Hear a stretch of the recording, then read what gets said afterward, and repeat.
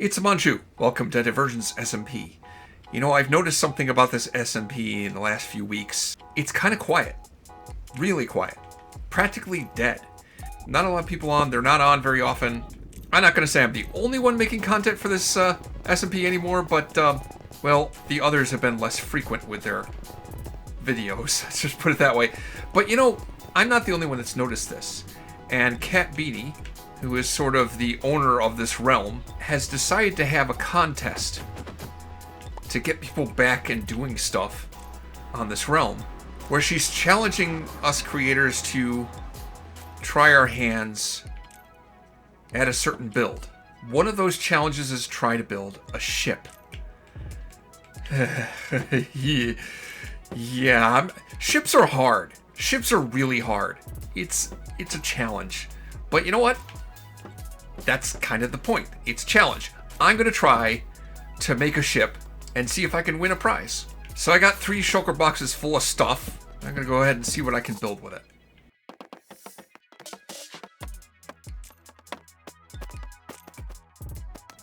There.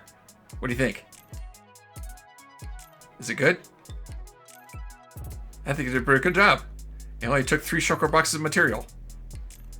Okay, so maybe that's not the ship I'm going to build, but at least I have an entry now. The other ship I'm going to have to build is going to be something that's got to rival what Cat's already made over here. A cherry boat. But I need to make a ship that looks at least as nice as that if I'm going to win a prize. That's going to take some more effort. I can't blame anyone for not spending much time in the SMP lately. We've all dropped off for one reason or another, myself included. This isn't unexpected. A lot of players will play in the same world for years, but I get to a point in the world where I'm just ready to move on. Starting fresh in a new world with a random seed is the best part of Minecraft for me. I admit I've been struggling to find new ideas lately. I've been thinking about starting a new parody comparison playthrough in Java and Bedrock worlds. It will be a multi-part series. If not for Cat Beanie's challenge, I may have started on that project this week. There's still more to come in Divergence SMP, but this realm will not be active forever. That's just how it goes. When it happens, it won't be the end. We've been discussing ground rules for Season 2 lately. Cat has been working on making the Divergence world available for download. No promises. I know the file size is already pretty big. As for what's coming up on Divergence SMP, we will be doing another Warden Ball at least once. There were some people that couldn't make it to the last one, and Buster's put in a lot of time upgrading the arena. That has to be put to use. I look forward to seeing what the others build for this competition too, hint hint. There's also another build contest to build something inside of one chunk. I have an idea for something I could make if everyone else doesn't beat me to it. There's only 6 entries available. Honestly, it'd be nice if they did beat me to it. That would mean other people are getting active on the realm again. Like I said, ships are hard. The shape of the hull is really weird and it's hard to do the curves of it properly in Minecraft. I found the bow section to be particularly tricky and I had to step away from the build and look at it from a distance every now and then just to make sure it looked okay. I had to figure out a way to make something that looks like a cannon to put on the ship. And I went back and forth about whether or not I should put cannons facing out the bow and the aft, or just have the broadsides. And ultimately I decided it kind of makes sense to have a few cannons pointing out the front and back, because when ships do battle, you're often going to have one ship that actually doesn't want to fight and is trying to run away, and another ship that is pursuing that one. And in that case, it makes sense to have cannons pointing directly out the front and the back.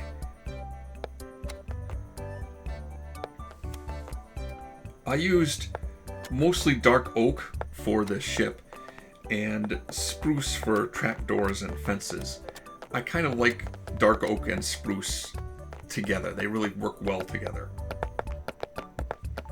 But for the doors, I didn't really like the looks of the dark oak door or spruce door, so I used mangrove. This design of ship, I'm working from an image to make it. I made a partial mock-up in a creative test world first, just to see how it would look, and I have a kind of a plan drawn up on graph paper but it's still really difficult to make the shape of the ship look right. Once I get as far as the top of the middle deck, and I just have to start working on the forecastle and, I don't know, what do you call it? The rear castle? The back part? It gets a little bit easier. And things are starting to come together. I kind of like how it's looking so far. And if you think, boy, you're really good at building ships. This took me a long time to do. Not counting the time I spent doing research, figuring out what I wanted to build, making plans, gathering materials. Just building the thing took me about 12 hours. Now, obviously, I didn't do that in one day. It was over maybe about 5 sessions.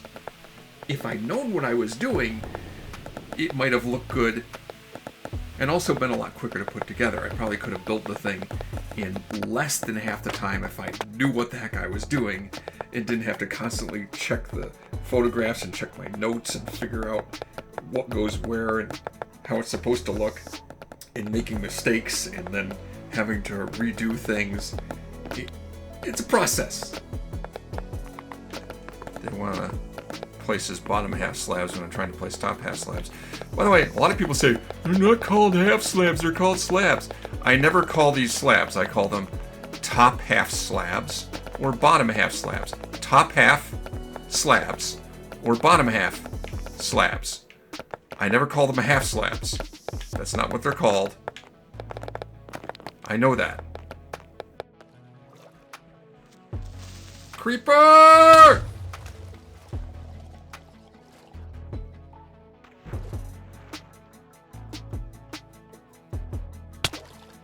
I got a phalanx of creepers.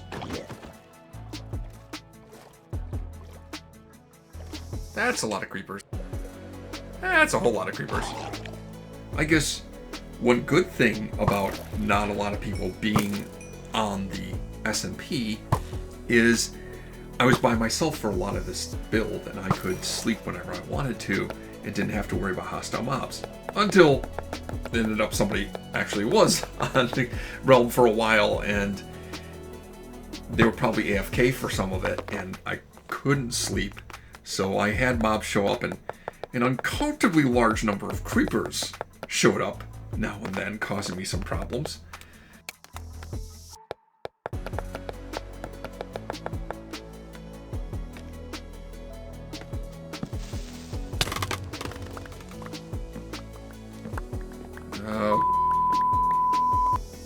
I tried to keep this area lit up as I was working, but obviously I missed some spots. And that crap happened.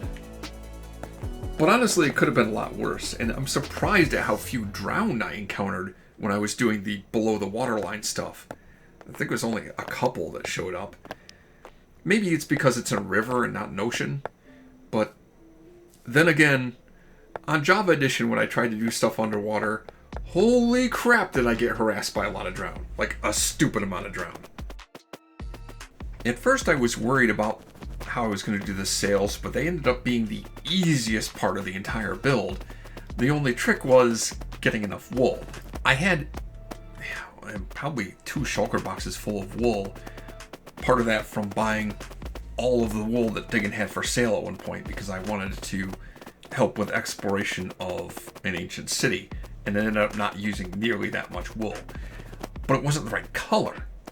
Now, white wool was easy because I could just use white dye and had plenty of bone meal to make white dye and convert whatever wool I had into white wool. But the gray wool, that was another story.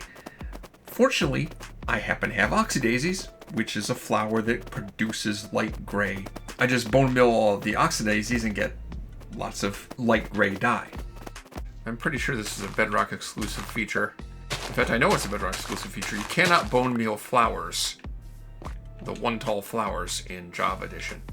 But if you put the flower that you're bone mealing in a hole like that, it tends to produce a lot more flowers when you bone meal it than if you plant it. Whoops. Okay, bad example. I was gonna say, it produces a lot more flowers than if you bone meal like this. And see there, I got an extra 4 flowers. That's pretty good. But over here, I get a lot more extra flowers that way. I know Cat has a farm.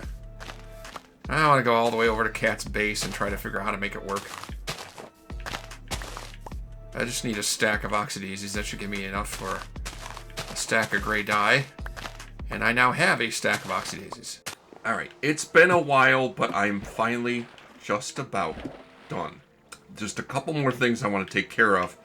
I need to decorate the interior of the ship, and I need to fix the lighting. Now, as far as decorating the interior, you can see below decks, below the water line, it's all still flooded. I haven't drained this out, and to do that, I'm going to use sponges. I have plenty of sponges that I got from raiding several ocean monuments. It's left me with multiple stacks of the things, and they're perfect for this purpose. The thing is, though, if I lay a sponge down here, it's going to destroy the water blocks around it, but actually it's not as bad as I thought, but water sources around the edges of what it destroyed are potentially going to fill in the water that was destroyed. It'd be hard to drain this whole area, but I can section off areas before I lay down the sponges, and that should make it work a little bit better. This deck here isn't flooded very deep, so it may still work out. Now, you see how that just filled in completely? So I do have to section this off, and I brought moss blocks for that purpose. So I just lay down a row of moss blocks.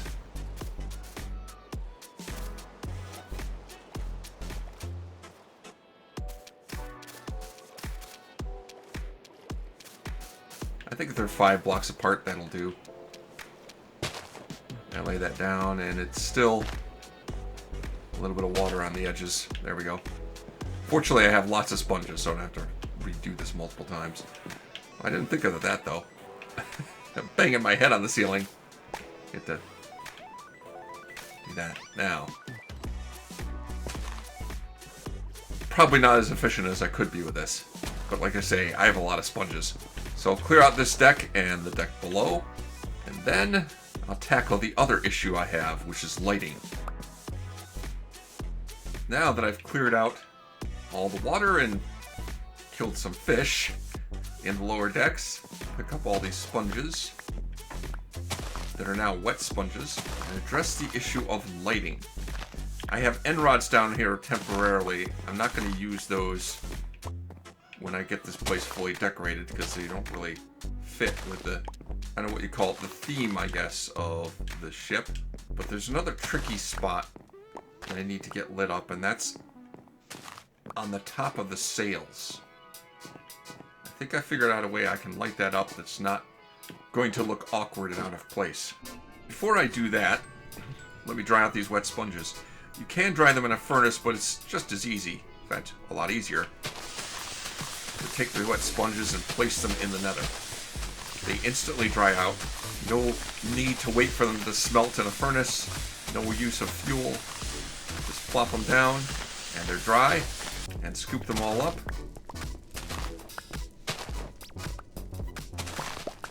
Now for the top of the sails, I'm going to use low lichen. Most hostile mobs, at least the ones that spawn in the overworld, will only spawn in complete darkness, light level of 0. Glow lichen actually gives off a light level of 7, which is pretty significant. So if I place this down on top of the sails, it should make it well lit enough to prevent mobs from spawning there. Now I have lanterns on these booms out here, and that probably makes it well lit enough along the top here. That's not a problem. It's the sails on back and the front that I want to have lit up somehow, and I don't think these lanterns will be appropriate there. So I put a little bit of glow lichen here, and it's barely going to be noticeable. Oh, I didn't bring shears with me. That was stupid. Because I can't... Well, maybe I can pick it up with a silk touch tool. Nope. Nope. I need shears to pick up the lichen. That's fine. I'll just leave one piece there, one piece there. It creates a certain texturing to the surface you put it on. which can be a cool effect if that's what you're going for. But really, I just want to light this area up in the least intrusive way possible, and I think that works pretty good.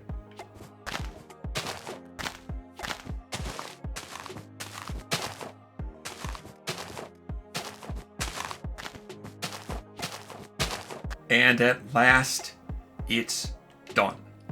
Finish the ship. I'm really pleased with how it's come out. I think it looks terrific. And it's not just the exterior of it that I've done. I've done full decorations of the interior, and I can give a tour of that now. At first, the only way that this was accessible was by flying. I did put some scaffolding up off the poop deck so you could access it without elytra, because, you know, some people are kind of nervous about elytra. So I have here the main deck with our cannons, and there is a ladder here that leads up to a crow's nest so you can get a good look out.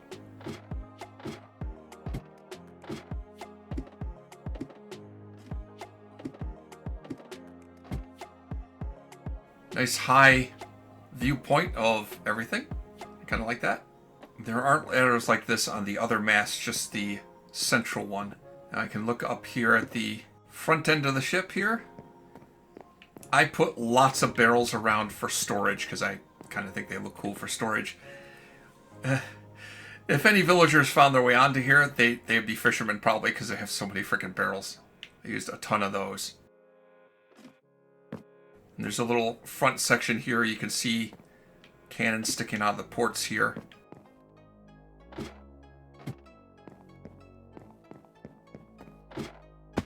You can look inside this room in here. You see where the cannons are set up. I put containers of water wherever I have cannons because I figure you might want to have a source of water available so you can put out fires. I didn't do that on the main deck. I don't have any water sources there. I go through into the aft section of the ship here. We have a map room. You can see I have a map showing the area around my ship, including world spawn. And over here we have some maps laid out on a table.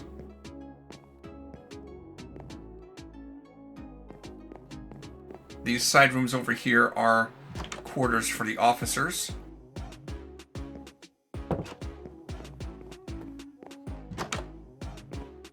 So they have their own private rooms, which they might give up if they ever had any guests that they were taking on the ship.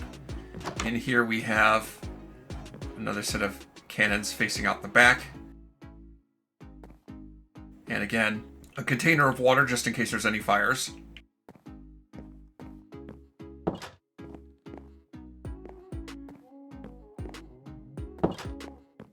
I'll go up one level here. And here we have a dining hall where, of course, everyone is feeding on a variety of different kinds of fish because, you know, that's what they have, fish. It is a ship. They have a lot of fish available. There's a little mini kitchen over here for cooking up food.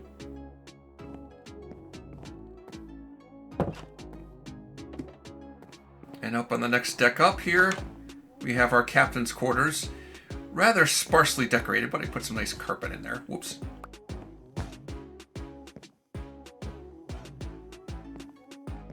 And got nice big windows giving a view of the outside.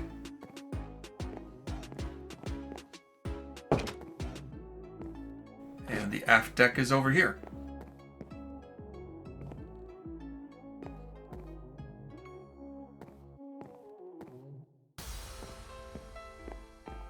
Where I did put some scaffolding so it's possible to get into here without flying. But I didn't end there. I also decorated below decks.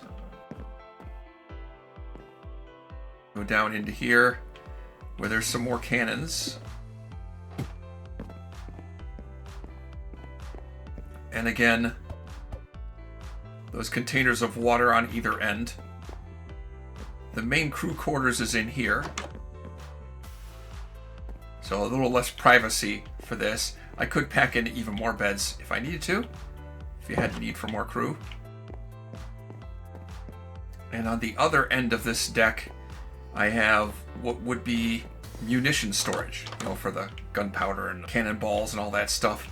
And I figure it would be a good idea to have it separated with some double doors, kept separate from where all the cannons are, because you don't want fire spreading into that area and blowing up the whole front of the ship. Below that, I have 2 decks of just storage. And believe me when I say I used a lot of wood to make all of these storage containers. Like a whole ton of wood. I may have used more wood just on the storage decoration of these 2 decks than I used for the whole rest of the ship. And everything is lit up, so I should have no mobs spawning on the ship anywhere.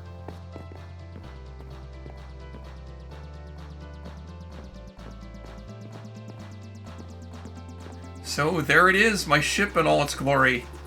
I'm really happy with how this came out. It took a lot of effort to make it. I think it was worth it. But it's getting dark, so I'll try to make this quick. If you made it to the end of this video, you probably like what you saw, so click on the like button. And you might want to check out this video, where I do a more proper time-lapse of building a base that I made in Java Edition. And make sure you subscribe so then you'll know when I make my next video of what I make for that other build competition on Amon Chooses Divergence SMP.